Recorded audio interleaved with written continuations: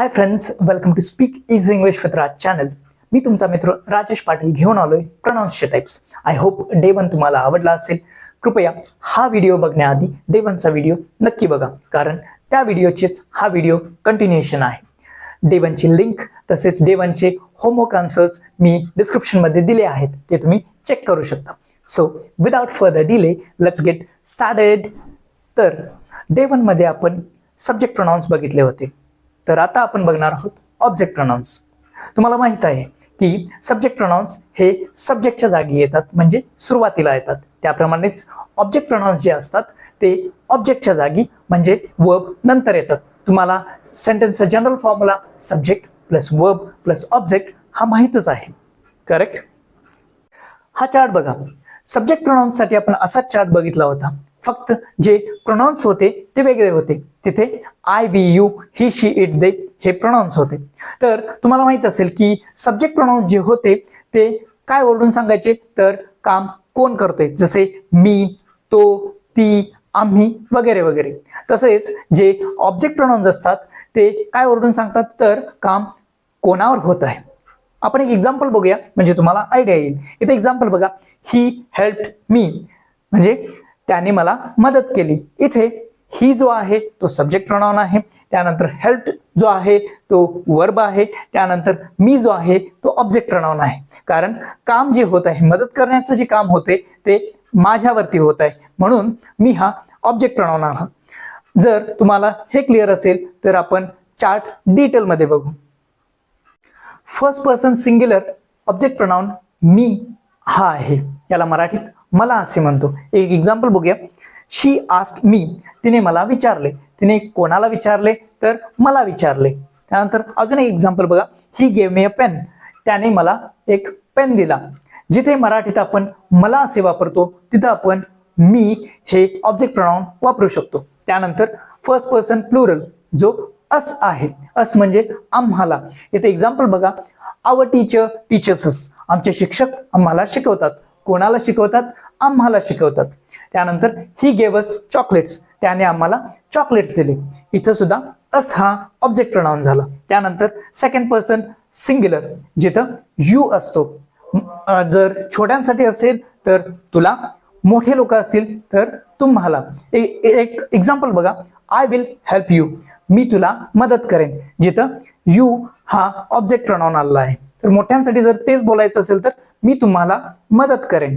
त्यानंतर नेक्स्ट बघा. Second person plural म्हणजे यूच येतो, फक्त त्याचा मराठीमध्ये अर्थ होतो तुम्हा लोकांना, म्हणजे जे एकापेक्षा जास्त लोक असतात त्यांच्यासाठी. एक्झाम्पल आहे I teach you spoken English, म्हणजे मी तुम्हा लोकांना स्पोकन इंग्लिश शिकवतो. त्यानंतर पुढचा बघा. थर्ड पर्सन सिंग्युलर मध्ये जिथं आपणाला त्याला असं म्हणायचं असेल तर हिम हा ऑब्जेक्ट प्रोनाउन वापरतो. एक्झाम्पल आय सॉ हिम, मी त्याला पाहिलं. त्यानंतर शी आस्क्ड हिम, तिने त्याला विचारलं. तिने कोणाला विचारलं? तिने त्याला विचारलं, म्हणून हिम हा ऑब्जेक्ट प्रोनाउन आला. त्यानंतर जिथं आपण तिला म्हणजे एखाद्या स्त्रीला असं म्हणत असतो त्यावेळेला आपण हर हा ऑब्जेक्ट प्रोनाउन वापरतो. एक्झाम्पल बघा. I gave her a gift, मी तिला गिफ्ट दिले. कोणाला गिफ्ट दिले? तिला, म्हणून हर हा ऑब्जेक्ट प्रोनाउन आला. त्यानंतर वी हर्ड हर सिंगिंग, आम्ही तिला गाताना ऐकले. इथं सुद्धा हर हा ऑब्जेक्ट प्रोनाउन आला. त्यानंतर बघा it.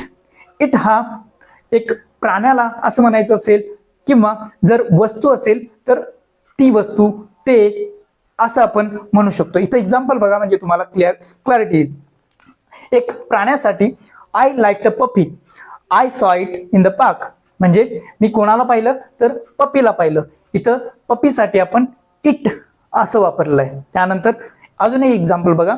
I love the book, I read it in the library, म्हणजे इथं काय झालेलं आहे तर बुक साठी मी काय वापरलं? इट हा शब्द वापरलाय. So I read it in the library. It हे आपण एका पुस्तकासाठी वापरलेलं आहे. त्यानंतर शेवटचं आहे देम, जे थर्ड पर्सन प्लुरल आहे, म्हणजे जिथं आपणाला त्यांना असं म्हणायचंय तिथं वापरतो. एक्झाम्पल बघा. We invited them to the party, आम्ही त्यांना पार्टीला आमंत्रित केलं, त्यासाठी देम आला. त्यानंतर I gave them some water, मी त्यांना थोडं पाणी दिलं. कोणाला पाणी दिलं? तर त्यांना, जे एकापेक्षा जास्त आहेत. इथपर्यंत व्हिडिओ आवडला असेल तर प्लीज व्हिडिओला लाईक करा आणि चॅनलला सबस्क्राईब करा. त्यानंतर प्रोनाउन्सचा तिसरा टाईप आहे तो म्हणजे पजेसिव्ह प्रोनाउन्स. हे प्रोनाउन्स आपण खूप जागी वापरतो. पजेसिव्ह प्रोनाउन्स काय ओरडून सांगतात? तर बघा, एखादी गोष्ट कोणाच्या मालकीची आहे हे सांगतात. इथं पजेसिव्ह याचा अर्थ काय होतो? तर मालकीचे. तुम्ही ऐकलं असेल खूप जागी की पजेसिव्ह बॉयफ्रेंड, पजेसिव्ह गर्लफ्रेंड. याचा अर्थ काय? तर मालकी दाखवणारा किंवा दाखवणारे. आपण एक एक्झाम्पल बघूया, आयडिया येईल तुम्हाला. दिस इज माय पेन. हा माझा पेन आहे. इथं माय हा पजेसिव्ह प्रोनाउन काय ओरडत आहे? तर हा पेन माझा आहे. बरोबर. त्यानंतर आता चार्ट बघूया. First person singular. त्यासाठी माय किंवा माइन हे प्रोनाउन्स येतात. जिथं एखादी गोष्ट माझी आहे असं बोलायचं असेल तर आपण हे वापरतो. एक्झाम्पल बघा, दिस इज माय बुक किंवा दिस बुक इज माइन. इथं हे माझे पुस्तक आहे असं ट्रान्सलेशन होतं. इथे एक गोष्ट ऑब्झर्व करू शकता की माय नंतर एक नाउन आला आहे जो इथं बुक आहे. त्यानंतर माइन जो असतो तो सगळ्यात शेवटी येतो. त्यानंतर दॅट इज माय बाईक किंवा दॅट बाईक इज माइन. ती माझी बाईक आहे. त्यानंतर पुढचा प्रोनाउन बघूया, फर्स्ट पर्सन प्लुरल. तिथं आवर किंवा आवर्स हे प्रोनाउन्स येतात. जिथं एखादी गोष्ट आमची आहे असं बोलायचं असेल तर त्यासाठी वापरतो. For example, this is our house किंवा दिस हाऊस इज आवर्स, म्हणजे हे आमचे घर आहे. इथं सुद्धा आवर नंतर एक नाउन आला आहे तो म्हणजे हाऊस आणि त्यानंतर आवर्स जो आहे तो सगळ्यात शेवटी आलाय. त्यानंतर दॅट इज आवर गार्डन किंवा दॅट गार्डन इज आवर्स, म्हणजे ती आमची बाग आहे. त्यानंतर पुढचा प्रोनाउन बघूया, सेकंड पर्सन सिंग्युलर. तिथे येतो योर किंवा योर्स, म्हणजे एखादी गोष्ट तुझी किंवा तुमची आहे असं सांगायचं असेल त्यासाठी वापरतो. Example, this is your mobile किंवा दिस मोबाईल इज योर्स. हा तुझा मोबाईल आहे. मोठ्यांसाठी जर बोलायचं असेल तर हा तुमचा मोबाईल आहे. त्यानंतर दॅट इज युअर कार किंवा दॅट कार इज योर्स. ती तुझी कार आहे किंवा मोठ्यांसाठी ती तुमची कार आहे. त्यानंतर पुढचा बघा, सेकंड पर्सन प्लुरल. इथं सुद्धा युअर किंवा योर्सच येतो. पण एक गोष्ट नीट लक्षात ठेवून घ्या की जिथं तुम्हाला तुमचे म्हणजे एकापेक्षा जास्त लोक जे आहेत, जे ऐकत आहेत, त्यांची काहीतरी गोष्ट असेल त्यासाठी आपण युअर किंवा योर्स वापरतो. एक्झाम्पल बघा इथं, दिस इज युअर स्कूल किंवा दिस स्कूल इज योर्स, म्हणजे मुलांची वगैरे स्कूल असेल त्यासाठी आपण वापरतो, म्हणजे ही तुमची शाळा आहे. त्यानंतर पुढे बघा, थर्ड पर्सन सिंग्युलर इथं येतो. त्यामध्ये जर तुम्हाला त्याचे म्हणजे एका पुरुषाचे एखादी गोष्ट असेल ते सांगायचं असेल त्यासाठी आपण काय वापरतो? हिज. एक्झाम्पल बघा, दिस इज हिज बेड किंवा धिस बेड इज हिज, म्हणजे हा त्याचा बेड आहे.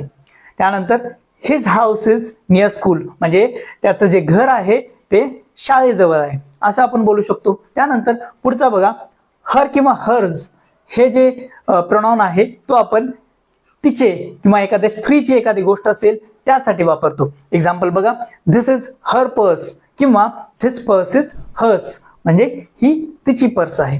त्यानंतर अजून एक एक्झाम्पल बघूया, दीज आर हर टॉयज किंवा दीज टॉयज आर हर्स, म्हणजे ही तिची खेळणी आहेत.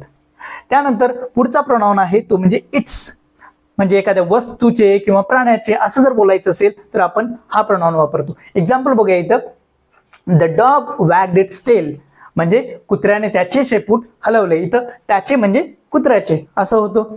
त्यानंतर पुढचा प्रोनाउन बघूया तो म्हणजे देअर किंवा देअर्स. जिथं आपल्याला त्यांचे असं बोलायचं असेल तिथं हा प्रोनाउन वापरतो. एक्झाम्पल बघूया इथं, दिस इज देअर हाऊस किंवा दिस हाऊस इज देअर्स, म्हणजे हे त्यांचे घर आहे. अजून एक एक्झाम्पल बघा, दिस इज देअर कॅट किंवा दिस कॅट इज देअर्स, हे त्यांचे मांजर आहे. आय होप डे 2 व्हिडिओ तुम्हाला आवडला असेल. जर व्हिडिओ आवडला असेल तर प्लीज व्हिडिओला लाईक करा, जास्तीत जास्त मित्रांबरोबर व्हिडिओ शेअर करा आणि चॅनलला सबस्क्राईब करा. तुमचा होमवर्क जो आहे तो बोर्डवरती दिला आहे. याचे आन्सर्स तुम्ही कमेंट बॉक्समध्ये लिहू शकता आणि मी ते पर्सनली चेक करेन. त्यानंतर तुम्हाला जर काही डाऊट्स असतील किंवा टीचिंग बद्दल काही फीडबॅक द्यायचा असेल तर तुम्ही नक्की या कमेंट बॉक्समध्ये लिहू शकता. आपण डे 3 व्हिडिओमध्ये नक्की भेटू. Happy learning and keep watching.